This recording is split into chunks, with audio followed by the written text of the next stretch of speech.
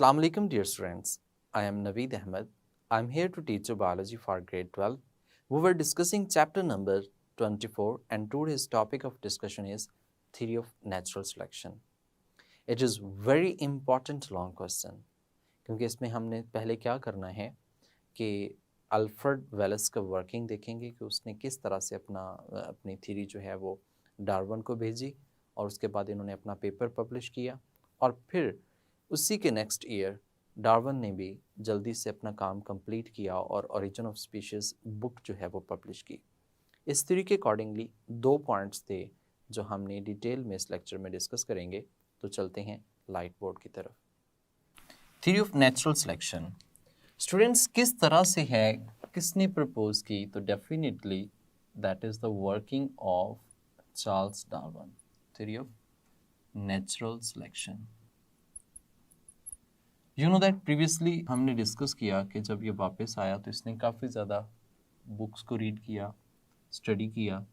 1836 में वापस आया था, लेकिन अब देखें 4 साल इसको अराउंड आप ऐसे कह सकते हैं कि अर्ली 1840s में इसने मेजर फीचर्स पे वर्किंग की। Major features of natural selections उनको कलेक्ट किया। अब इसने मतलब कि ये बात यहाँ से फाइनलाइज की, बताया कि नेचुरल सिलेक्शन जो है अडेप्टेशंस इकट्ठी होती हैं और वो अडेप्टेशंस जो हैं वो अल्टीमेटली मतलब कि आगे एक नई स्पीशीज में बनाती हैं। लेकिन यहाँ पे जब इसने मेजर वर्किंग की, इसने मेजर फीचर्स पे वर्किंग की ऑफ नेचुरल सिलेक्शन के ऊपर, तो उस वक्त इसने एक लॉन्ग एसे लिखा, लॉन्ग एसे इन 1844 में आप कह सकते हैं long essay. He wrote a long essay on origin of species, on origin of species in 1844, in 1844 यानी कि 1844 में उसने origin of new species के ऊपर एक ऐसे लिखा, लॉन्ग ऐसे, यानी कि लंबी चौड़ी डिस्कशन जो है वो इस पे की और इसमें बताया ये है कि न्यू स्पीशीज जो है वो किस तरह से ओरिजिनेट होती है, उसका बेसिकली ओरिजिन क्या है। अभी तक इसने ये पब्लिश नहीं किया था, मतलब कि ये जो उसका लॉन्ग ऐसे था स्टिल इट वाज अनपब्लिश्ड। ये कैसा था? अनपब्लिश्ड, मतलब इसने अभी तक उसको पब्लिश नहीं किया था। ये डार्विन की वर्किंग थी कि उसने अभी तक इस पे काम किया था लेकिन इसको अभी तक पब्लिश नहीं किया था। अभी तक इसने पब्लिश नहीं किया था तो एक और साइंटिस्ट है अल्फ्रेड वेलेस। अब अल्फ्रेड वेलेस जो है ये ईस्ट इंडीज़ में काम कर रहा था सेपरेटली, मतलब इसको इस बात का आइडिया भी नहीं था। ईस्ट इंडीज़ में काम कर रहा था, वर्किंग, ये एक नेचुरलिस्ट था, मतलब कि ये बिल्कुल नेचर को स्टडी कर रहा था। He also wrote theory of evolution. इसने भी क्या किया? थ्योरी ऑफ एवोल्यूशन को लिखा, उस पर वर्किंग की। जब इसने थ्योरी ऑफ एवोल्यूशन पे लिखा और वर्किंग की, that was essentially identical to Darwin's theory. ये बिल्कुल आइडेंटिकल थी, एसेंशियली आइडेंटिकल टू, आइडेंटिकल हम ऐसे कह सकते हैं बिल्कुल कॉपी थी टू डार्विन्स थ्योरी। अब जो डार्विन्स थ्योरी थी उसके बिल्कुल आइडेंटिकल थी। अब उसने अपनी जो अल्फ्रेड वेलेस है उसने अपनी थ्योरी लिखी और लिखकर उसने डार्विन को भेज दी। अब डार्विन ने उसको स्टडी किया, अंडरस्टूड किया, देखा, समझा और ही वाज वेरी एस्टोनिश्ड कि कोई और पर्सन भी है, नेचुरलिस्ट है जो इस पे वर्किंग कर रहा है और जिसने इस थ्योरी ऑफ एवोल्यूशन को प्रपोज किया है, लिखा है। अब उन्होंने क्या किया? बेसिकली आप ऐसे कह सकते हैं ऑन जुलाई 1,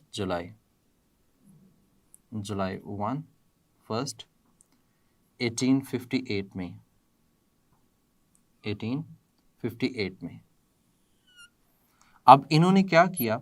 इसको एज सच पब्लिश किया। पब्लिश किस तरह से किया उन्होंने? पब्लिश किया था एक सोसाइटी के अंदर, सोसाइटी का नाम है Linnean society of London, Linnean society of London, society of London. ये उस वक़्त वो रॉयल जितने भी थे उनकी एक सोसाइटी बनी हुई थी। उस सोसाइटी में हम अपने पेपर्स होते हैं, वो जितनी भी पब्लिकेशंस होती हैं उसको पब्लिश कर रहे होते हैं। अब इन्होंने क्या पब्लिश किया था? बेसिकली इन्होंने पब्लिश किया था एक पेपर, और उस पेपर में दो चीज़ें थी। एक पेपर पब्लिश किया, उसमें एक तो हम कह सकते हैं कि वेलस की जो थ्योरी थी वो चीज़ थी, और इसके साथ साथ में extract from long essay, extract from long essay, वो जो उसने लॉन्ग एसे लिखा था ओरिजिन ऑफ न्यू स्पीशीज़ के ऊपर, उसका जो एक्सट्रैक्ट था उसने उसके पॉइंट्स भी ऐड किए, और ऐड करके उन्होंने एक पेपर जो है वो जुलाई 1, 1858 में पब्लिश किया था। अब जब उन्होंने पब्लिश कर दिया तो अब लोगों को ये बात पता चल गई, उन्होंने यानी कि इस चीज़ को स्टडी किया कि एवोल्यूशन जो है ये हो रही है और किस तरह से हो रही है। तो ये थ्योरी ऑफ एवोल्यूशन को यहाँ पे उस वक्त प्रॉपरली जुलाई 1, 1858 में पब्लिश किया गया। स्टूडेंट, इसी से नेक्स्ट ईयर, बिल्कुल इससे अगले साल यानी कि नेक्स्ट ईयर, हम कह सकते हैं ओरिजिन ऑफ न्यू स्पीशीज जो है वो भी पब्लिश की गई। ओरिजिन ऑफ न्यू स्पीशी कि नई स्पीशी किस तरह से बनती है, ओरिजिन ऑफ स्पीशीज भी कह सकते हैं, सिंपल स्पीशी भी कह सकते हैं।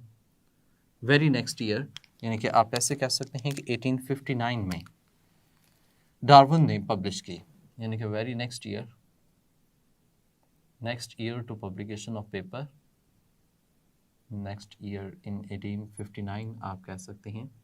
1859 में इसने यानी कि अपनी थ्योरी जो है वो प्रपोज की, और इस थ्योरी के अकॉर्डिंगली उसने कहा कि जी मेन ओरिजिन ऑफ स्पीशीज जो है इसके मेन 2 पॉइंट्स हैं। कितने पॉइंट्स हैं? इसके मेन 2 पॉइंट्स जो हैं वो कंसीडर होते हैं, जो उसने अपनी एक बुक के अंदर लिखा, और वो बुक जो थी ओरिजिन ऑफ न्यू स्पीशीज जो है वो एक बुक के अंदर यानी कि उसने पेपर जो है ओवरऑल अपनी बुक पब्लिश कर दी। अब जो 2 पॉइंट्स हैं वो कौन कौन से हैं? नंबर 1, पहला पॉइंट जो इसमें आता है, that was descent with modification, descent with modification, descent with modification.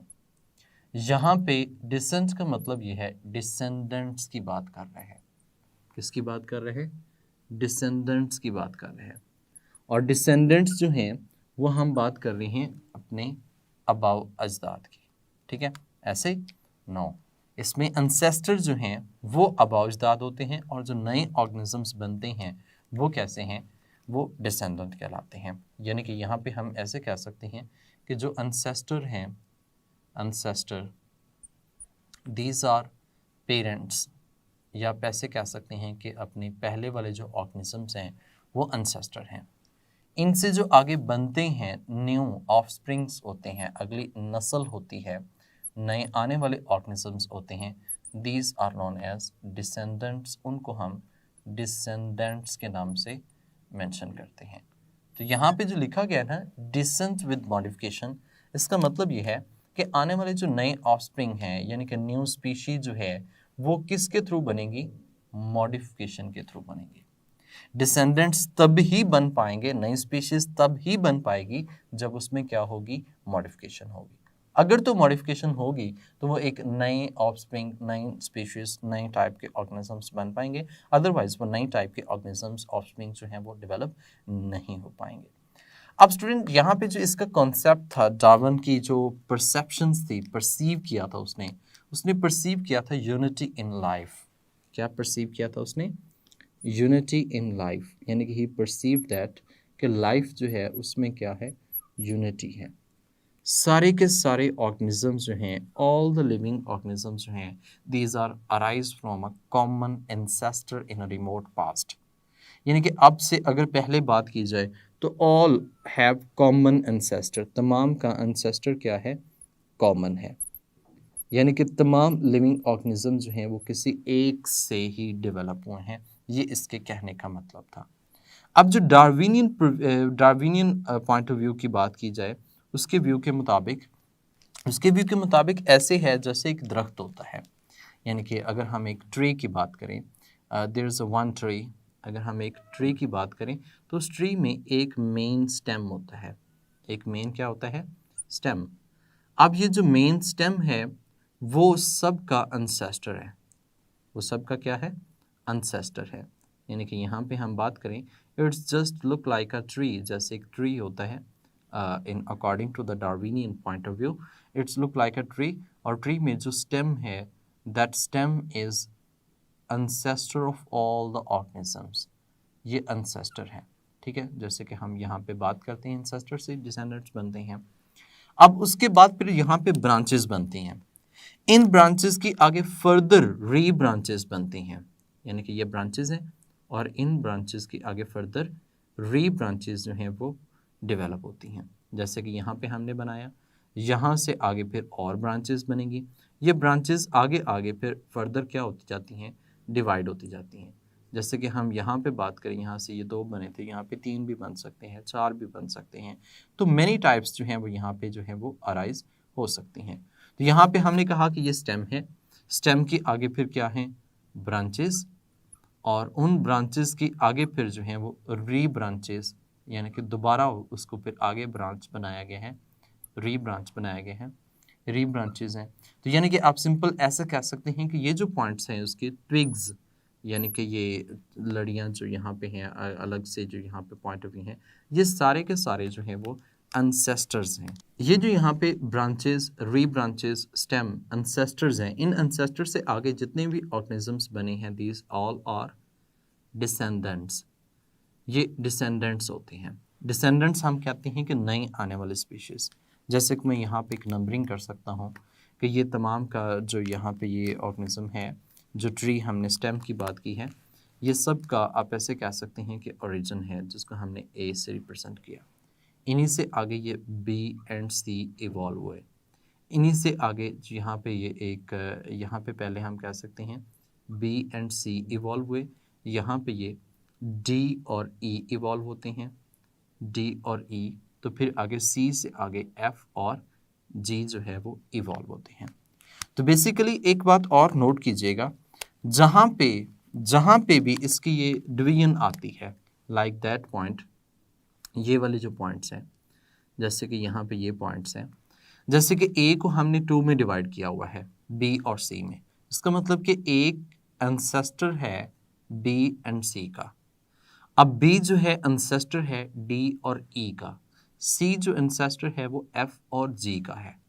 तो यानी कि आप ऐसे कह सकते हैं कि जहाँ पे भी ये ब्रांच बनेगी, ये डिवीजन आएगी, यानी कि यहाँ पे ये डिवीजन आएगी, तो इसका मतलब वहाँ पे एक नई स्पीशी जो है वो बन रही होती है। न्यू स्पीशी आप ऐसे कह सकते हैं कि वो बन रही होती हैं, या फिर आप ऐसे कह सकते हैं कि वहाँ पे मॉडिफिकेशंस आ रही होती हैं। तो अगर आपने एवोल्यूशनरी ट्रीज़ देखे हैं जिसमें वो फाइलोजेनेटिक ट्री बनते हैं कंप्लीट, जिसमें एक से नई स्पीशीज़ शो की जा रही होती हैं, तो वो बिल्कुल इसी तरह से एक्सप्लेन कर रहे होते हैं। तो यहाँ पे हमने एक बात ये समझी है कि तमाम जितने भी ऑर्गेनिजम्स हैं, these are arise from a common ancestor and the Darwin perceived in unity in life. वो यूनिटी इन लाइफ में क्या करता था? परसीव करता था। According to Darwinian point of view, it's look like a tree, एक tree की तरह है जिसकी आगे ब्रांचेस हैं, ब्रांचेस से आगे री ब्रांचेस हैं, और ये जो ट्विग्स होती हैं ये सारे डिसेंडेंट्स हैं। और जहाँ पे डिवीजन होती है वहाँ पे यानी कि हम कह सकते हैं एक नई स्पीशीज़ जो है वो अराइज होती है। That was the first point of the Darwin's origin of new species. The first point था उसका। अब जो सेकंड पॉइंट जिसको हम कहते हैं कि how adaptations are the new species is going to be evolve, new species कैसे इवॉल्व होती है, that is the natural selection and adaptations. यानी कि इसका सेकंड पॉइंट जो हम कह सकते हैं वो है जी नेचुरल सिलेक्शन एंड अडेप्टेशन, कि नेचुरल सिलेक्शन किस तरह से होती है और जो अडेप्टेशंस हैं वो किस तरह से इसमें डेवलप होंगी। तो ये नेचुरल सिलेक्शन और अडेप्टेशंस इसका सेकंड पॉइंट ऑफ व्यू है जो हमने यहाँ पे डिस्कस करना है। स्टूडेंट, इसको अंडरस्टैंड करने के लिए हम इसको फर्दर सब डिवाइड कर लेते हैं पॉइंट्स में, ताकि हमें आसानी से उस पॉइंट की जो है वो समझ आ सके। नंबर 1 हम यहाँ पे कहते हैं कि जी सबसे पहले एक पॉइंट है ओवर पॉपुलेशन का। ओवर पॉपुलेशन यानी कि पॉपुलेशन जो है वो ज़्यादा होती है। हम ऐसे डिफाइन कर सकते हैं, देयर इज़ अ इन्वायरमेंट, एक इन्वायरमेंट है, उस इन्वायरमेंट की कुछ खास किस्म की कैरिंग कैपेसिटी है, यानी कि जिसको इतनी नंबर ऑफ ऑर्गेनिजम्स को वो इन्वायरमेंट सपोर्ट कर सकता है। अगर वो नंबर ऑफ ऑर्गेनिजम्स उस इन्वायरमेंट की सपोर्टिंग एबिलिटी से ज़्यादा होंगे तो दैट इज़ पॉपुलेशन। यानी कि यहाँ पे हम इसे सिंपल डिफाइन कर सकते हैं, increase in number of organisms from carrying capacity of environment, जिसको इन्वायरमेंट सपोर्ट ना कर सकता हो। Increase in number of offsprings, यानी कि ऑफस्प्रिंग का नंबर जो है वो हम क्या कर रहे हैं, इंक्रीज कर रहे हैं, या वैसे भी कह सकते हैं इंडिविजुअल्स का नंबर जो है वो हम क्या कर रहे हैं, इंक्रीज कर रहे हैं। तो ये जो इंडिविजुअल का नंबर इंक्रीज करते हैं फ्रॉम इन्वायरमेंट कांट सपोर्ट, जिसको एक इन्वायरमेंट जो है वो सपोर्ट ना कर सके, कांट सपोर्ट, तो that is known as over population. तो ये क्या कहलाएगा, ओवर पॉपुलेशन कहलाएगा। स्टूडेंट जब ओवर पॉपुलेशन हो जाएगी तो उस वक्त क्या करेंगे, स्ट्रगल फॉर एग्जिस्टेंस, यानी कि वहाँ पे एग्जिस्ट करने के लिए वो क्या करेंगे, स्ट्रगल करेंगे।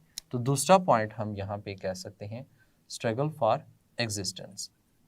स्टूडेंट जो भी यहाँ पे कामयाब होगा, एग्जिस्ट करेगा, ठीक है, वही सर्वाइव रह सकते हैं, अदरवाइज तो उसका सर्वाइवल जो है वो मुश्किल है, सर्वाइव नहीं कर पाएगा।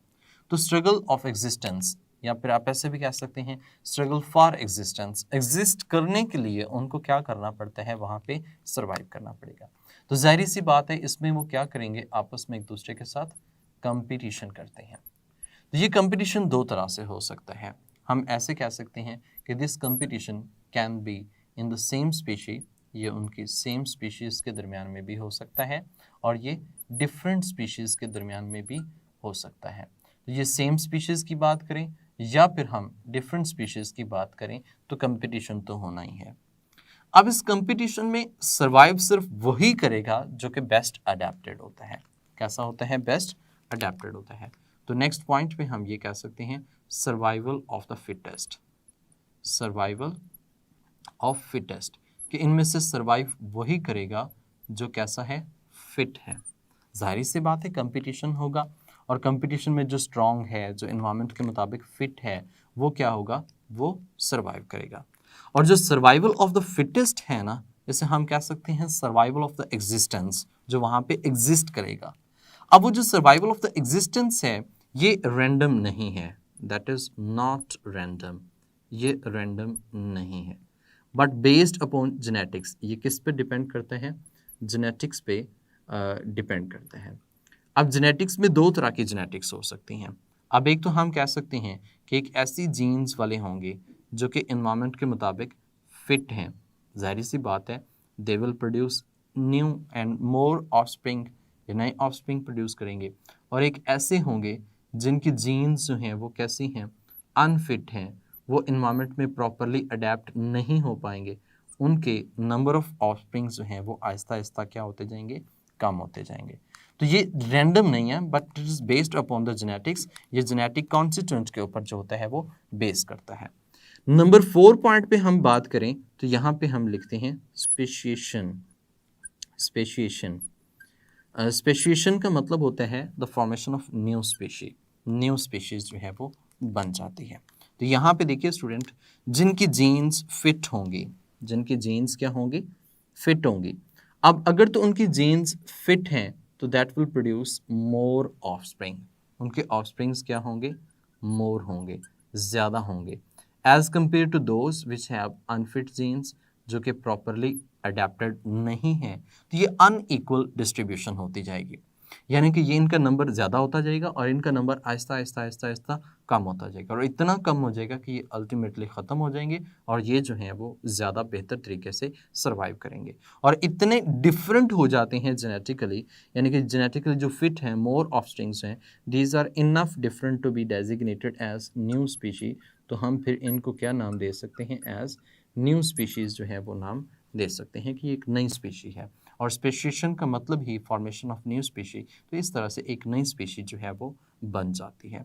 तो यहाँ पे देखिए सबसे पहले क्या था, ओवर पॉपुलेशन, फिर एग्जिस्टेंस के लिए स्ट्रगल करेंगे, फिर फिटेस्ट जो है वो सर्वाइव करेगा, और जो स्पेसिएशन है इसमें हम कहते हैं कि वो इतना ज़्यादा डिफरेंट हो जाता है कि वो पेरेंट से डिफरेंट हो जाएगा, पहले वाले स्पीशीज से डिफरेंट हो जाएगा, उसको हम एक नई स्पीशीज जो है वो कह सकते हैं। तो स्टूडेंट्स, इस एक थ्योरी ऑफ नेचुरल सिलेक्शन के लॉन्ग क्वेश्चन में सबसे पहले आप डार्विन्स वर्क यानी कि उसके रिलेटेड बताएंगे, फिर अल्फ्रेड वेलेस के मुतालिक, फिर उसने जो पेपर पब्लिश किया था उसके मुतालिक बताएं, फिर ओरिजिन ऑफ स्पीशीज़ में जो 2 पॉइंट्स हैं उसके बुक में, ये एक पहला पॉइंट जो है डिसेंडेंट विद मॉडिफिकेशन, और दूसरा पॉइंट जो नेचुरल सिलेक्शन एंड एडेप्टेशन, इसको सब पॉइंट्स में एक्सप्लेन करके आप इस लॉन्ग क्वेश्चन को कवर कर सकते हैं। जब ये एक लॉन्ग क्वेश्चन आता है तो आपने इन तमाम पॉइंट्स को हेडिंग वाइज मेंशन करना है, और इम्पॉर्टेंट एमसीक्यूज़ भी इसमें मौजूद हैं कि इसने अपनी बुक जो है वो कब पब्लिश की।